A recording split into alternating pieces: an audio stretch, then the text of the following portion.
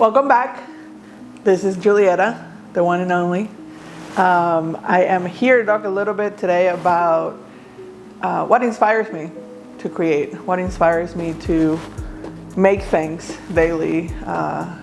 Because if you didn't know, I am a multidisciplinary visual artist, and what that means is that I do a whole bunch of different things, from videography to photography to paints. As you can see behind me, that's just part of my studio.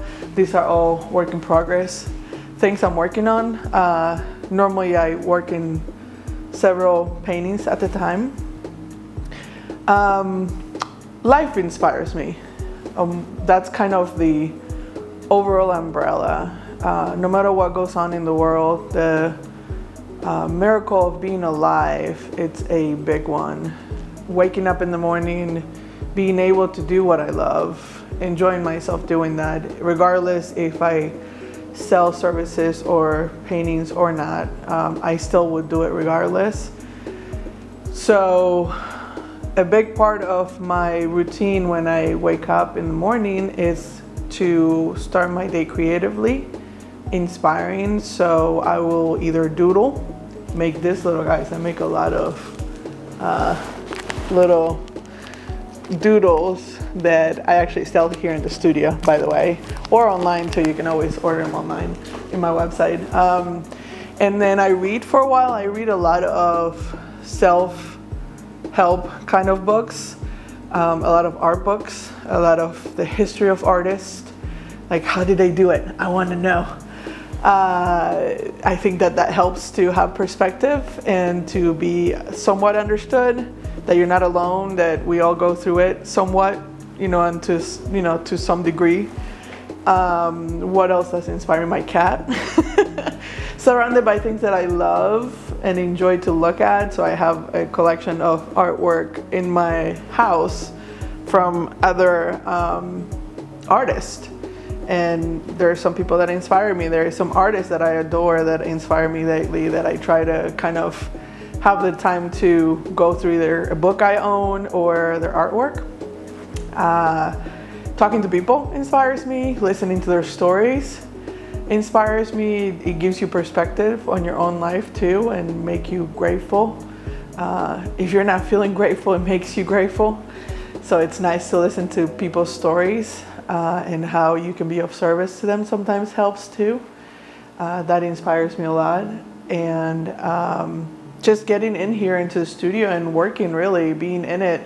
Sometimes I'm not feeling like starting my day creatively, but I decide to come in here regardless and start to make something, whatever that is. Pick up the paper, pick up the canvas, pick up the camera, whatever it is that I might, it might start something. I try not to look too much of inspiration online, just because I prefer if it comes from me versus, something that got filtered through into my head, which sometimes it does regardless, and it's fine. There's nothing wrong with that, as long as you make it your own after. So pretty much everything inspires me around me. I learned that there's no such a, mystical thing as, I'll wait around and wait until inspiration hits. It's, sometimes it does, but it's less than, it's just rare, versus when you're a working artist, you kind of have to do things every day.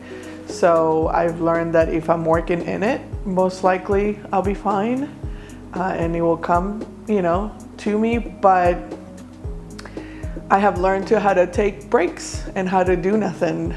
Sometimes taking a few days off, like I just did, sparks a whole bunch of different ideas and new things that I want to experiment. And I'm always taking notes, and I'm always either with my iPad or with my little actual physical notebook I have. I carry too many things. I know I carry way too many things, but those two normally tend to like a quick note. Even in my phone sometimes when I'm walking, in the woods, I tend to walk in the woods in the morning too. That's another inspiration tip. But it's just, making sure that I show up.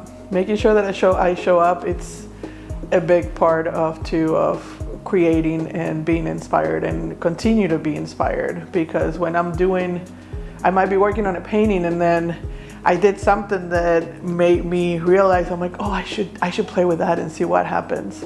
So there's a reason why I wear a lab coat besides protecting my clothes, is because I feel like it's, I experiment a lot. It's like almost I'm an artist scientist. So it helps to kind of get in that creative flow and come up with ideas that I haven't thought of before. If I play enough, then I'm like, ooh, what does this do? So yeah, I think that's it for now. That's really my biggest points of inspiration. Starting my day off on a good note, making some doodles, reading some books, some really inspiring books, or maybe an audiobooks too. Going into the woods to walk, since I live in a magical wood forest area. And then just really getting into working, like showing up. Really, it's the most important part. Showing up is the biggest thing. So I hope that helps. See you later.